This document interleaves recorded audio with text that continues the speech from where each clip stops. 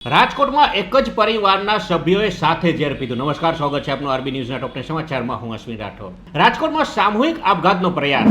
એક જ પરિવારના 9 સભ્યોએ ઝેરી દવા ગટગટાવી. 900 કુકી આતંકવાદીઓ મ્યાનમારથી મણિપુરમાં ઘૂસ્યા. રાજ્યના સુરક્ષા સલાહકારે કર્યો મોટો દાવો. લેબનોન પેઝર બ્લાસ્ટનું આશ્ચર્યજનક કેરળ કનેક્શન સામે આવ્યું.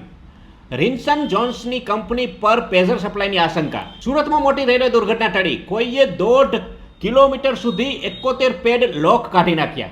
એર માર્શલ અમરપ્રીત સિંહ હશે એરફોર્સના નવા પ્રમુખ. પીએમ મોદી અમેરિકા જવા રવાના. ટ્રમ્પ પર હુમલા બાદ પીએમ મોદીની સુરક્ષા વધારાઈ. ક્વાડ સમિટમાં ભાગ લેશે. દમણમાં બન્યું દેશનું સૌથી મોટું પક્ષીઘર. ઉપરાષ્ટ્રપતિ જગદીશ ધનખડે કર્યું લોકાર્પણ. કર્મચારીઓને તનતોડ મહેનત કરાવાતા દેશમાં ભારત વિશ્વમાં બીજા ક્રમે. 58 અફેર અને કરોડોની લાંચ બદલ ચીનની ગવર્નરને 13 વર્ષની સજા. વડોદરા હરણી હત્યાકાંડ અંગેની વિનોદ રાવની રાહત માંગતી અરજી સુપ્રીમ કોર્ટે ફગાવતા તત્કાલીન મ્યુનિસિપલ કમિશનર વિનોદ રાવની મુશ્કેલી વધી. તો આ હતા આજના ટોપ 10 ન્યૂઝ અને હું હતો આપની સાથે અશ્વિન રાઠોડ. જય હિન્દ, જય ભારત.